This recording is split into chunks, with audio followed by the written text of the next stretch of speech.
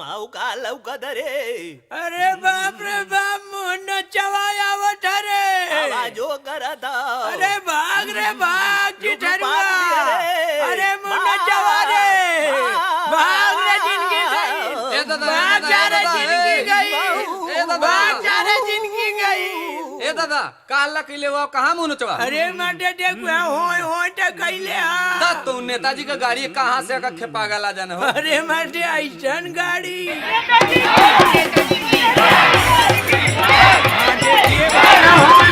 पाँच साल के बाद फिर चुनाव आया है और इस बार आप लोगों के बीच में मैं फिर आ गया हूँ. मेरा नाम जैसा कि बहुत चर्चित नाम है, मेरा नाम है छटंकी सिंह.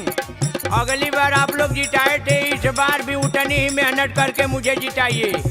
और मेरा चुनाव चिन्ह है पैजामा और इसी पैजामे के सामने वाला बटन आप लोग दबाइएगा. हट जाओ थोड़ा यार, रमेश हटो, थोड़ा दिखाने दो. देखिए माताओं एवं बहनों को भी देखने दो भाई, यही पैजामा है.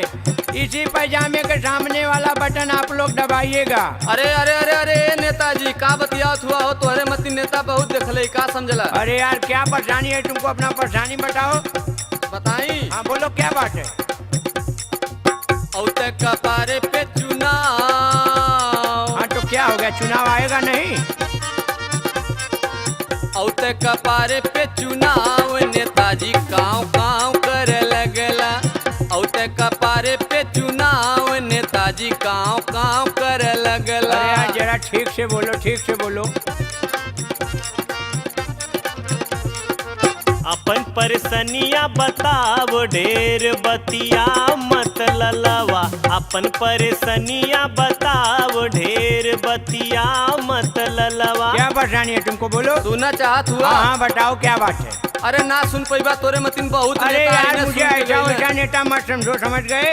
कितने लोगों की नौकरी लगवा दिया, आज 20-25 हजार रुपया तनख्वाह पा रहे हैं. बताई. हाँ बताओ ना. कई के पीएचडी चलाई ऑटो रिक्शा. अरे यार तो अब अभी तक तुम कहाँ थे? अरे बच गईली साहेब. बेवकूफी करोगे तो हम भोगेंगे. छोटका भाई ढोवा स्टेशन वहाँ पे बक्सा. बताओ तुम भी नहीं नौकरी किया, उसको भी रिक्शा ढोने के लिए, बक्सा ढोने के लिए लगा कई दिए. के पीएचडी चलाई ऑटो रिक्शा. छोटका भाई ढोवा स्टेशन वहाँ पे बक्सा. यही बताओ कि अपनी गलती का जो है वो भांडा मेरे सर पे फोड़ोगे. अरे वो भी पढ़ा लिखल है, वो अनपढ़ अरे मत नहीं समझा. वो मैं नहीं कर रहा हूँ, तो तुम उसको भेजे क्यों नहीं यार? मैं तो लगवाया था एक बार नौकरी. कई के पीएचडी चलाई ऑटो रिक्शा. छोटका भाई ढोवा स्टेशन वहाँ पे बक्सा. अरे बीए में लिखौले बाटे नाव नेताजी काव काव करे लगला.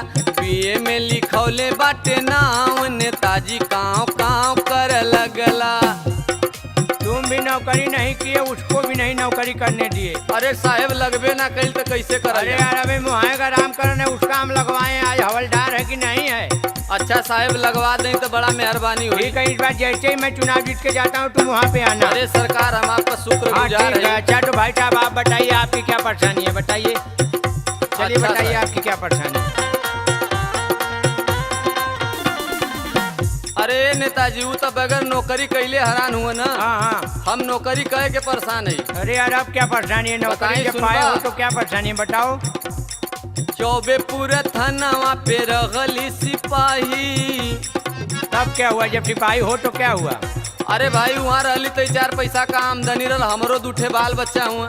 अरे यार तो हम तुमको कमाने के लिए रोक रहे हैं. लेकिन जवान एसएसपी साहब के लगा दिले हुआ कि हमके जानते हुआ कहाँ पे देना. कहाँ चले गए हो?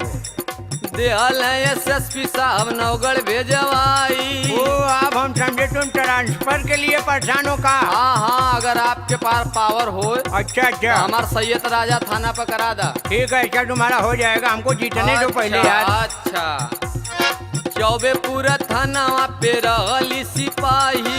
देहल एसएसपी साहब नौगढ़ भेजवाई. अब क्या नौगढ़ भी तो ठीक है यार. दिनवे में जर जहाँ गाँव नेताजी काव काव करे लगला. दिनवे में जर जहाँ गाँव नेताजी काव काव करे लगला. अच्छा ठीक है, मैं जब जीत जाऊंगा तो तुम्हारा ट्रांसफर जो है करवा दूंगा सैयद राजा. अरे साहब बड़ी मेहरबानी हाँ हुई. ठीक है चलिए. अच्छा साहब हमारो कुछ समस्या है। अच्छा अच्छा, अरे रमेश थोड़ा पकड़ लेना चाचा जी को यार। पकड़ लो पकड़ लो। हाँ बोलिए चाचा जी। अनिया मसीनिया कदेले नहीं ललवा। अच्छा अच्छा, पानी नहीं मिलता है आप लोगों को, ठीक है। अच्छा क्या परेशानी इकट्ठे है? लगाए देता नेताजी टू बोलावा। अच्छा चाचा जी मत घबराइए, इस बार आप अपने पूरे परिवार का वोट मुझे दिलवाइए और जीतने के बाद आप आइए लखनऊ में टिबोल पास करवा के कागज आपके हाथ में दे दूंगा। पनिया मसीनिया कदेले नहीं ललवा, इकट्ठे लगाए देता नेताजी टू बोलावा। ठीक है, लग जाएगा लग जाएगा। बिगड़ जाले पलियर कताव, नेताजी काव काव करे लगला। बिगड़ जाला पलियर कताव, नेताजी काव काव करे ठीक है, मैं आपके गांव में लगला। टिबोल लगवा दूंगा। चलिए भाई।